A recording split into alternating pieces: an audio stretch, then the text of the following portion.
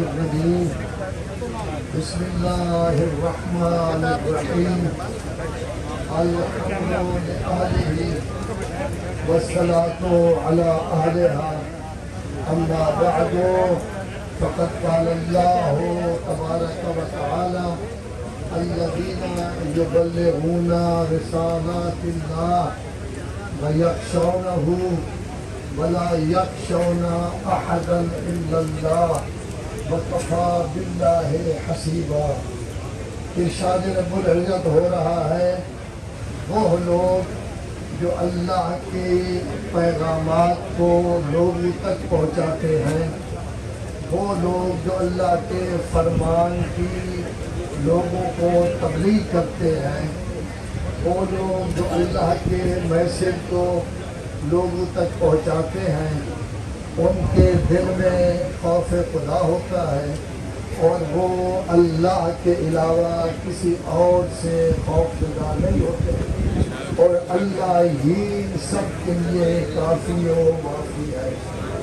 حضرات علماء کرام، ذاکرین اعظام، آپ کی تشریف آوری اہلاً و سہلاً و مرحباً۔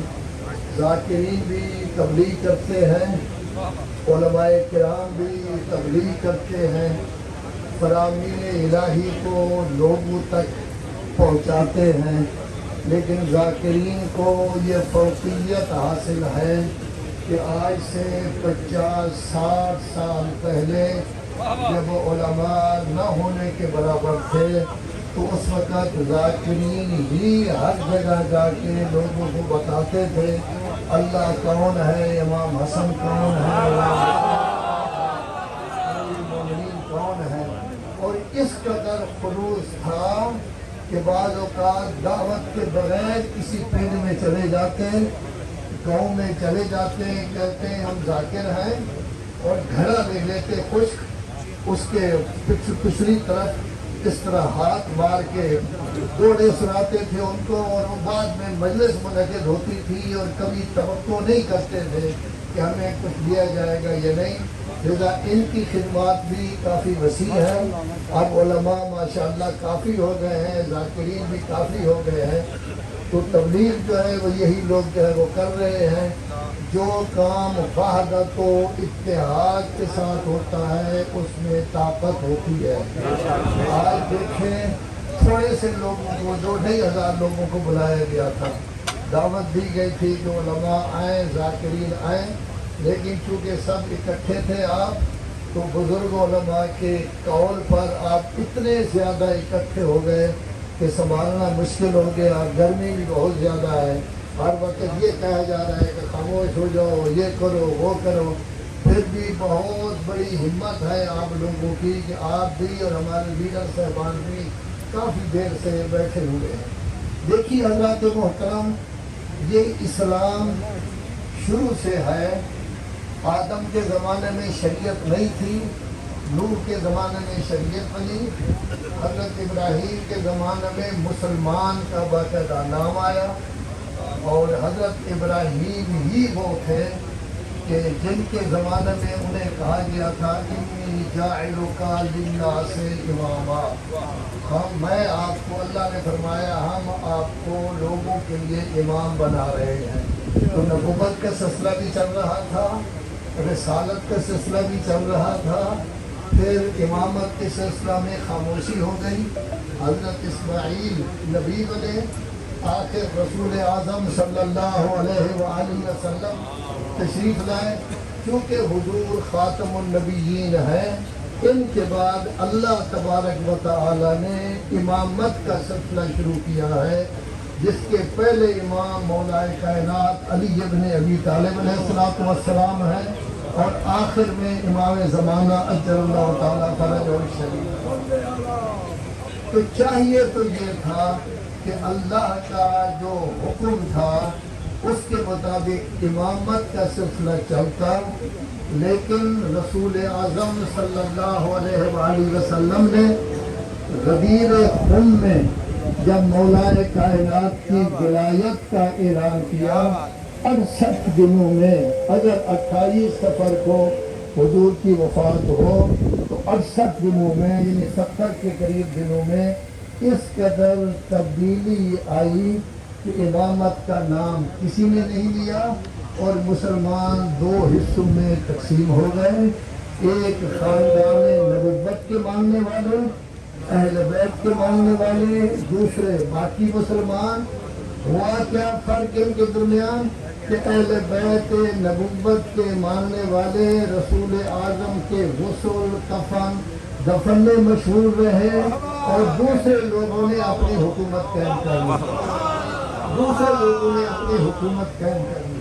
تو آیا تفریق رسول اعظم کی موجودگی میں ہی ان کے احکام کو نہ مان کر، ان کے غسل، کفن، دفن میں شریک نہ ہو کر سیاسی طور پر اپنی حکومت قائم کرنے سے کمانڈر ان چیف جن کے ہاتھ میں علم ہوتا تھا وہ مولا کائنات امیر المومنین علی ابن ابی طالب ہیں۔ کبھی ان کو لا فتح الا علی کا تمغہ ملا، کبھی ضربت علی یوم الخندق افضل من عبادت الثقلین کا تمغہ ملا، کبھی یہ کہا گیا کہ میں کل ایسے کو جھنڈا دوں گا جو کرار بھی ہوگا فرار نہیں ہوگا۔ تو گویا کہ ہر جنگ میں، ہر معاملہ میں رسول اللہ کے ساتھ ساتھ کون ہوتے تھے؟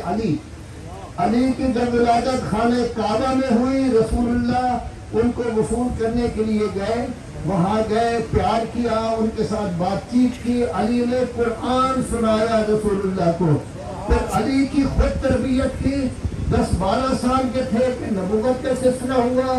دعوت ذوالعشیرہ میں بھی 40 قریشی تھے، کسی نے ہاں نہیں کی۔ حضرت نے فرمایا تھا جو میری مدد کرے گا، معاونت کرے گا، وہ میرا وزیر ہوگا، خلیفہ ہوگا۔ فقط علی تھے جو 3 دفعہ اٹھے تھے، اور بستر رسول پر جب سونا تھا اس وقت بھی علی تھے۔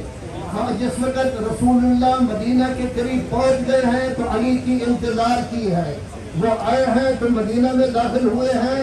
اس وقت ملاقات ہوئی تو علی کے بارے میں کہا گیا یا علی انت اخی فی الدنیا والآخرہ۔ کبھی کہا اے علی میرا اور تیرا نور ایک ہے، کبھی کہا علی قرآن کے ساتھ ہے، قرآن علی کے ساتھ ہے، کبھی کہا حق علی کے ساتھ ہے، علی حق کے ساتھ ہے۔ تو گویا میرا کہنے کا مقصد یہ ہے، سپہ صاحب آپ حافظ قرآن ہیں، سورہ احزاب میں آیت تطہیر دیکھیں، ان میں جو لوگ موجود ہیں 55 پاک وہ ہیں معصوم، عصمت کے اعلیٰ درجے پر فائز ہیں۔ اور جب غدیر قم میں اعلان کیا گیا تھا تو مولا کائنات کی حکومت کا اعلان کیا گیا تھا، مباہلہ میں 55 پاک کو ظاہر کیا گیا۔ تو تبدیلی دوسری طرف سے آئی ہے۔ اب جو لوگ تبدیلی لائے ہیں وہ اپنا تحفظ چاہتے ہیں۔ ہم کہتے ہیں کہ دیکھو ہم ہر بات اہل بیت کی ماننے کے لیے تیار ہیں کیونکہ وہ ہے معصوم۔ آپ کے جو بڑے ہیں کیا وہ معصوم ہیں؟ کیا آپ ان کی عصمت کا دعویٰ کرتے ہیں؟ کیا وہ پہلے کافر نہیں تھے؟ کیا انہوں نے کفر میں زیادہ زمانہ نہیں کیا؟ جب وہ گزار چکے ہیں تو کیا وہ اہل بیت کے بالکل مقابل آ سکتے ہیں؟ ایک دو باتیں صرف دیکھیے حضرات محترم، آپ لوگ ناراض ہو جائیں گے کیونکہ ایسی باتیں آپ سننے کے جو ہے عام طور پر نہیں ہے۔ کیا کہ حضرت ابو بکر صاحب نرم دل آدمی تھے، ایک بات۔ دوسری یہ ہے کہ وہ چاہتے تھے کہ ہر مسلمان کا فائدہ ہو۔ توجہ ہے آپ کی؟ ہر مسلمان کا فائدہ ہو۔ جس میں ہر کسی مسلمان عورت نے یا مسلمان مرد جوان نے، بوڑھے نے، اگر اس نے آ کر کہا ہے کہ رسول اعظم صلی اللہ علیہ وآلہ وسلم نے یہ فرمایا تھا کہ میں آپ کو یہ چیز دوں گا، وہ اتنے نرم دل تھے، ہر کسی کو انہوں نے چیز دے دی۔ کسی سے کوئی گواہ طلب نہیں کیا، کسی سے نہیں کہا کہ اور آدمی سن رہا تھا یہ نہیں۔ لیکن ہمیں افسوس یہ ہے کہ جب رسول اعظم صلی اللہ علیہ وآلہ وسلم کی بختر میں افسوس یہ ہے، عاصم منیر صاحب جب آپ کی جدہ ماجدہ آپ علی و فاطمہ کی اولاد سے ہیں، وہ جس وقت گئی ہے، قرآن کی آیتیں پڑھی ہیں، وراثت کا ذکر کیا ہے، تقریر کی ہے، خطبہ دیا ہے، مسلمانوں کے ساتھ نیچے تھے، لیکن فقط ایک شخصیت ہے جس کی بات کو نہیں مانا گیا۔ ہمیں دکھ اس بات کا ہے کہ رسول اعظم جس کی تعظیم کے لیے کھڑے ہوتے تھے، رسول اعظم جس کے ہاتھ چومتے تھے، سفر پہ جانے جاتے تو آخر میں فاطمہ کے گھر، واپس آتے تو پہلے فاطمہ کے گھر، اس بی بی کو جس کی آیت تطہیر ہے، آیت مبالغہ ہے، اس بی بی کی قول کی تصدیق نہ کی جائے، یہ ہمیں دکھ ہے۔ ہم سب کچھ کر سکتے ہیں، لیکن جس نے فاطمہ زہرا کی بات کو نہیں مانا، تصدیق نہیں کی، اس کی محبت دل میں ہم پیدا نہیں کر سکتے۔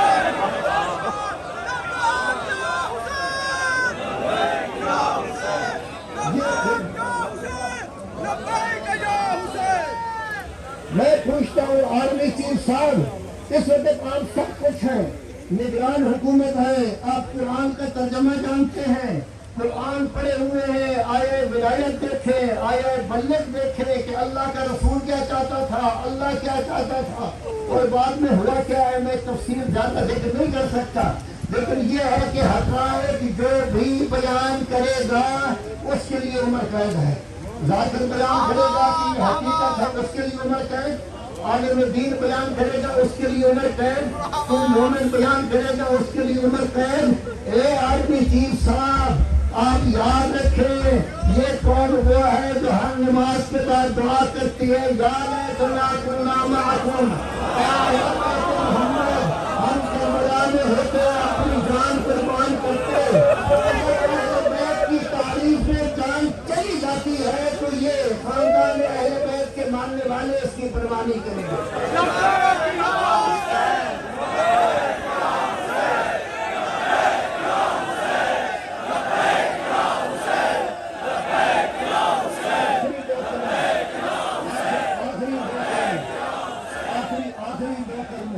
ایک کلمہ یہ ہے کہ جنرل سید عاصم منیر صاحب، جن جماعتوں کو آپ نے دہشت گرد قرار دے کر ختم کیا تھا، کبھی ضرب عضب کے عنوان سے، کبھی رد الفساد کے عنوان سے، آپ بھی ان کی بہتری آپ کر رہے ہیں، ان کے نظریے کو آپ لے کر بل میں لا رہے ہیں۔